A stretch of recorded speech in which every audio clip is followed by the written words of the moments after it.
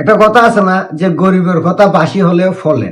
আমি বলছিলাম না যে এমন একটা সময় আসবে যখন এনসিপি, ইনকেলাব, জুলাই মঞ্চ বা জুলাই যোদ্ধা এই পরিচয় দিলে বিএনপি এবং সাধারণ মানুষ তাদেরকে দৌড়ায় দৌড়ায় পিটাবে, তখন তাদেরকে বাঁচানোর জন্য কেউ এগিয়ে আসবে না। হ্যাঁ, ঠিক এটাই ঘটছে। আর আমার কথা সত্যি প্রমাণ হয়েছে। হবিগঞ্জ আমার জেলা, আমার জন্মস্থান।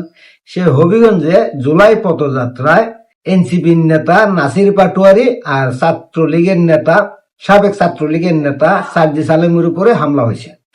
সে হামলায় তাদের গাড়ি ভাঙচুর করা হয়েছে এবং সার্জিস আলম সে হামলা নিয়ে কি বলছে তা একটু শুনে নেন, তারপরে সার্জিস আলমের কিছু কথার উত্তর আমি দিব, শুনেন।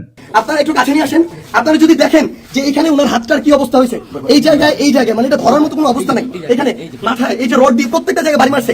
আমরা যখন আমাদের এই আহত 7 জন ভাইকে নিয়ে সদর হাসপাতালের দিকে যাইতেছিলাম তাদের চিকিৎসার জন্য, তখন সদর হাসপাতালের সামনে ওই 24শে জুলাইয়ের সময় যেমন খুনি বাহিনী যেভাবে আক্রমণ করছিল হাসপাতালের গেটে, ঢাকা মেডিকেলের গেটে, ওইভাবে আমাদেরকে খুনি বাহিনী এইখানে ছাত্রদল যুবদলের সন্ত্রাসী ক্যাডাররা, জিকে গাউসের ক্যাডাররা, তারা আমাদেরকে আক্রমণ করে হাসপাতালে পর্যন্ত ঢুকতে দেয় নাই। কারণ আমি যখন আমার ভাইদের নিয়ে যাচ্ছিলাম তারা আমার হাতে পর্যন্ত রড দিয়ে বাড়ি মারছে, ইট মারা শুরু করে, এরপরে রড থেকে শুরু করে যত ধরনের তাদের লাঠি সোটা এগুলো তারা মারা শুরু করে। এবং ওইখানে আমাদের ছাত্র শক্তি, যুব শক্তির, এনসিপির অনেক ভাইকে তারা ওইখানে মানে ওই সবার সামনে ওখানে পিটায়। এবং আমরা এখানে পুলিশ দেখলাম, আমাদের সামনে থাকা তো দূরের কথা, আমাদের সাথে থাকা তো দূরের কথা, এত বড় হামলার পরে তারা পিছনে দাঁড়ায় দাঁড়ায় নাটক দেখতেছে। এই ছিল অবস্থা। এই যদি হয় বাংলাদেশের অবস্থা, তাহলে তারেক রহমানকে জবাব দিতে হবে। এটা কি তারেক রহমানের সন্ত্রাসী বাহিনী, যেই বাহিনী মানুষের উপরে এইভাবে শুধুমাত্র আপনারা একটু কাছে নিয়ে আসেন। আপনারা যদি দেখেন যে এখানে ওনার আমার এখানে অবস্থা কিছু প্রশ্ন এই জায়গায় সালম বলছে তাদের নাকি 8-10 জন নেতা কর্মী আহত হয়েছে, কারো হাত ভেঙে গেছে, কারো পা ভেঙে গেছে, কারো মাথা ফেটে গেছে, কারো নাকি বের হয়ে তাদের চিকিৎসার জন্য, তখন সদর হাসপাতালের সামনে ওই 24শে জুলাইয়ের সময় যেমন খুনি বাহিনী যেভাবে আক্রমণ করছিল এই যে একজনকে দেখাইলো, ওইভাবে আমাদেরকে খুনি বাহিনী এখানে ছাত্রদল যুবদলের সন্ত্রাসী ক্যাডাররা, জিকে গাউসের ক্যাডাররা, এরা যেভাবে বয়ান দিচ্ছে হাসপাতালে পর্যন্ত ঢুকতে দেয় না। আমি যখন আমার ভাইদের নিয়ে যাচ্ছিলাম তারা আমার হাতে পর্যন্ত রড দিয়ে বাড়ি মারছে, ইট মারা শুরু করে, এরপরে রড থেকে শুরু করে যত ধরনের তাদের লাঠি সোটা এগুলো তারা মারা শুরু করে। এবং ওইখানে আমাদের ছাত্র শক্তি, যুব শক্তির, এনসিপির অনেক ভাইকে তারা ওইখানে মানে সবার সামনে ওখানে পিটায়। এই যে সার্জিস আলমের উপরে আমাদের সামনে থাকা তো দূরের কথা, আমাদের সাথে থাকা তো দূরের কথা, এত বড় হামলার পরে তারা পিছনে দাঁড়ায় দাঁড়ায় নাটক দেখতেছে। এই ছিল অবস্থা।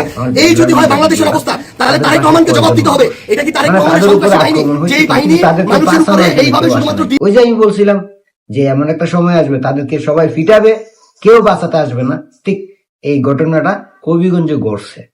এবার আসেন, সার্জিস আলম বলছে তারেক রহমানকে জবাব দিতে হবে। হ্যাঁ, তারেক রহমানকে জবাব দিতে হবে। আগে তোরা জবাব দে। জুলাই আন্দোলন করলি তোরা কোটার জন্য, চাকরির জন্য, তোরা এখন নেতা হইলি কেন? এই জবাব দে। জুলাই আন্দোলন করলে বৈষম্য দূর করার জন্য, আজকে তোরা বৈষম্য সৃষ্টি করে 1000 কোটি টাকার মালিক হইলি কেন? জুলাই আন্দোলন করলি বঙ্গবন্ধুর বাংলায় বৈষম্যের টাই নাই, 71-এর বাংলায় বৈষম্যের টাই নাই, মুক্তিযুদ্ধের বাংলায় বৈষম্যের টাই নাই বইলা আজকে সেই বাংলাদেশে বঙ্গবন্ধুর বিরুদ্ধে তোরা অবস্থান নিছস, আজকে সেই বাংলাদেশে 71-এর বিরুদ্ধে অবস্থান নিছস, আজকে সেই বাংলাদেশে মুক্তিযুদ্ধদের গলা জুতার মালা দিলি কেন? জবাব দে তোরা। এই 1000 কোটি টাকার মালিক কিভাবে হইলি? জবাব দে তোরা। কোটার জন্য আন্দোলন কইরা আজকে সে কোটা রয়ে গেলে কেন? সে জবাব দে তোরা। তোরা জবাব দে। জুলাই আন্দোলনের শহীদরা জীবিত হয়ে ফিরে আসতেছে কিভাবে? এর জবাব দে। আর সবচেয়ে বড় জবাব দিবি, এই যে বললি 10-12 জন আহত হয়েছে, এই আহতরা কোথায় আছে? এটা কি বেনিশ হয়ে গেছে নাকি কোনো মেডিকেলে চিকিৎসা নিছে? তার জবাব দে। কারণ আমরা আহত একজনকেই দেখতে পাইছি, আর কাউকে দেখতে পাই নাই। আর যে বললি যে চোখ বের হয়ে গেছে, ওই চোখ বের হয়ে যাওয়া মানুষটা কোথায়? কার মাথা পারছে, কার হাত ভাঙছে, কার পা ভাঙছে, ওগুলোও দেখা। কারণ 24-এর আন্দোলনে তোরা জীবিতকে মৃত বানিয়ে মানুষকে বোকা বানাইছস, এটা আমরা জানি। জুলাই আন্দোলনের পরে শত শত শহীদরা জীবিত হয়ে ফিরে আসছে।